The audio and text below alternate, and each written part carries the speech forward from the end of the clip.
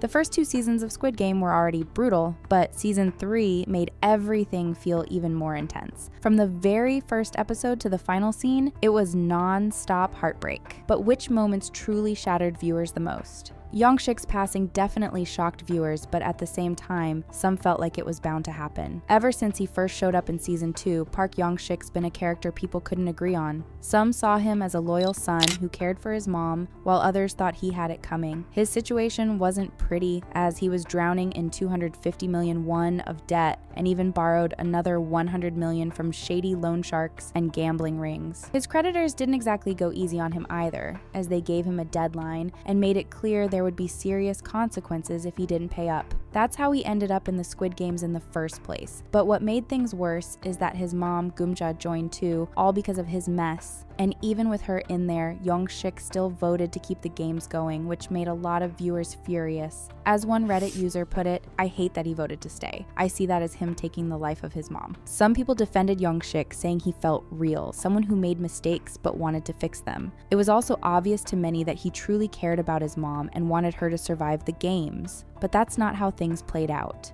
The whole mother-son situation had viewers coming up with endless theories, saying that maybe they'd protect each other, maybe one of them wouldn't make it, or maybe they'd sacrifice themselves to save the other. But what actually happened took most people by surprise. During the hide-and-seek round, while Geumja and Junhis were struggling to unlock the exit, Yong Shik showed up behind them with a knife in hand, ready to attack Junhis and her newborn just so he and his mom could survive. Geumja begged him to stop and even told him to stab her instead, but Yong Shik pushed forward, determined to escape no matter what. That's when Geumja grabbed a hidden knife from her hairpin and turned it on her own son. Moments later, the guard shot Yong Shik for failing to finish the game. What followed left viewers completely split, as on one hand, viewers pitied him, saying he acted out of fear and desperation. On the other hand, people thought that everything that happened was his fault, since after all, he was the reason his mom ended up in the games. He voted to keep them going, and he nearly took the lives of Junhis and her baby just to save himself. In the end, his downfall felt like the inevitable result of every reckless choice he made.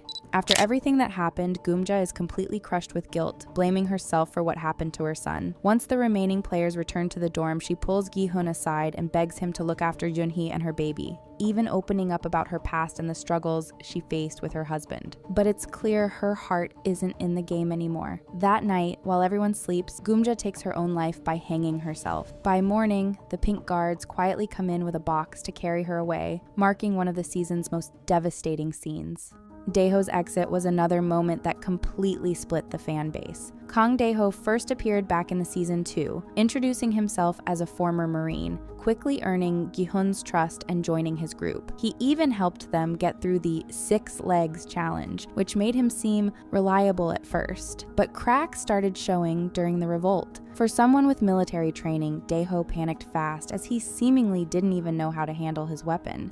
He also wasted all his bullets by blindly firing over the barriers, which immediately made viewers suspicious. Once the ammo ran out, Dae-ho offered to run back to the dorms to grab more, but when he got there, he completely fell apart. While nervously searching the fallen guards for supplies, he started muttering to himself, clearly overwhelmed. Yong Shik found him and pressed him for answers, but Dae-ho could barely speak. The group kept radioing him for updates, but Dae-ho broke down, hiding under a bed and never returning to help. Season 3 picks up with Dae-ho trying to stay invisible, but that doesn't last long. In a conversation with Gi-hun, Yong Shik blames Dae-ho for everything that went wrong during the revolt, which sets off Gi-hun. Suddenly, Gi-hun seems ready to turn on Dae-ho, furious over how things ended, but that part confused a lot of viewers. After 2 seasons, most people expected Gi-hun to carry the guilt himself, not project it onto Dae-ho, especially since, realistically, even with the extra bullets, their small group never stood a chance against the army of pink guards. Then, during the hide-and-seek game, Gi-hun and Dae-ho end up on opposite sides, Gi-hun as the seeker, Dae-ho as one of the ones hiding. But this part of the story left a lot of viewers frustrated with how both characters were written. Even before the game kicks off, Dae-ho figures out that Gi-hun is coming for him, and instead of acting scared or guilty, he completely flips the narrative, yelling at Gi-hun and blaming him for how badly the revolt ended. For a lot of fans, this didn't sit.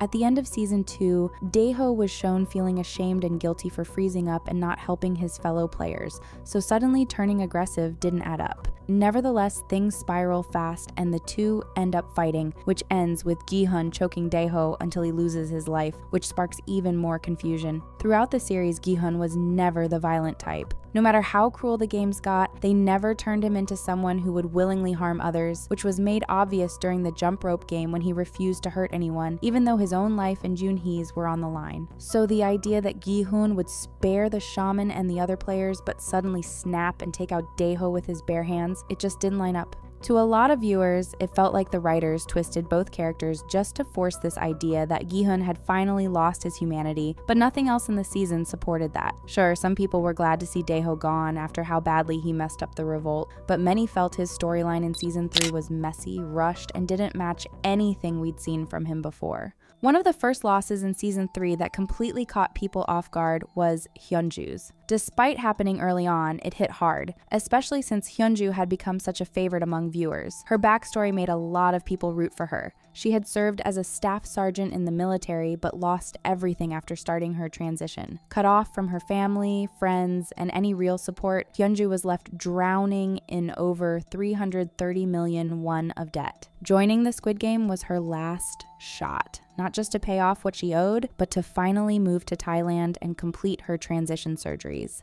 Throughout Season 2 and the beginning of Season 3, Hyunju built strong connections with other players, especially Geumja, Yong Shiks, Youngmi, who didn't survive Season 2, and eventually Junhis. When Gi-hun led the revolt, Hyunju quickly became one of the key players. She took out pink guards, taught others how to defend themselves, led the group, and even risked everything to get more ammunition. During the first challenge after the revolt, Hyunju's bravery was on full display again as she fought to protect Geumja and Junhis, even taking a life to shield them. At the end, Hyunju could have escaped as she had found the exit door and had the necessary keys to open it, but instead of saving herself, she turned back to help Geumja and Junhis, even staying to help Junhis deliver her baby. It was supposed to be their moment to finally get out safely, but just as they thought they were in the clear, Myung-gi stabbed Hyunju in the back. Realizing what he'd done, Myung-gi covered it up, lying to Namgyu that no one else was there. Hyunju's final scene was brutal to watch, with Geumja and Junhis crying over her while Geumja gently closed her eyes. Out of all the losses in the series, Hyunju stood out the most, especially knowing how much she gave up, including her own safety, her chance at freedom, all to protect the people she cared about, with one user writing, "You know what? In my head, at least she's reunited with Youngmi." Additionally, one of the moments that hit viewers the hardest was Junhi's fate. Being the only pregnant player throughout all 3 seasons, she naturally became the center of care and attention, especially from Gi-hun, Hyunju, and Geumja. But that special focus also hinted that her story wouldn't have a happy ending, and sadly that proved true. Early in season 3, Junhis goes into labor. With the help of Hyunju and Geumja, she manages to deliver her baby, but just before that, she injures her ankle badly after a fall down the stairs. That injury slows her down and becomes a crucial problem. During the jump rope game, Junhis knows she can't keep up with her swollen ankle. She trusts Gi-hun to take the baby across safely, a promise he made to Geumja. Gi-hun does manage to get the newborn to safety, but Junhis realizes she won't be able to cross herself and no one else can come to help. Faced with no other choice, she makes the heartbreaking decision to step off the edge, ending her journey. Losing Junhis was crushing for everyone watching. Not only did she lose the friends who had stood by her, but she also had to let go of the games and the baby she just brought into the world. It's easy to see why her passing left such a deep impact. Without a doubt, the most heartbreaking moment of the season was Gi-hun's own fate in the final chapter. The last challenge of the games was ruthless in its simplicity. The remaining players had to cross 3 towering stone platforms, but moving on meant sacrificing one of the others. Going into this round, Gi-hun and the baby were at a serious disadvantage, especially against player 100 and Myung-gi, who were mostly selfish, violent, and focused on winning the money. Somehow, Gi-hun made it to the final round. Protecting the baby, armed with a knife given by In-ho, he managed to reach the final tower alongside Myung-gi. Myung-gi tried to convince Gi-hun to hand over the baby, but Gi-hun saw through the plan, suspecting Myung-gi would sacrifice his own child to survive. They battled fiercely, and Myung-gi Myungi ended up falling, but because neither pressed the button to start the round, Myungi's fall didn't count as the required sacrifice. That left Gi-hun with an impossible choice: sacrifice the baby to save himself or give up his own life so the baby could live. To the shock of the VIPs watching, Gi-hun refused to harm the newborn. Holding the baby close, he stared back at the hidden spectators, knowing they were there but ignoring their expectations. Then, quietly, he placed the baby on the ground, kissed her, and spoke directly to the audience. "We are not horses, we are humans." After that, he fell to his demise. Though many expected this outcome, the loss still hit hard. Gi-hun's sacrifice wasn't just about survival, it was a powerful stand for humanity.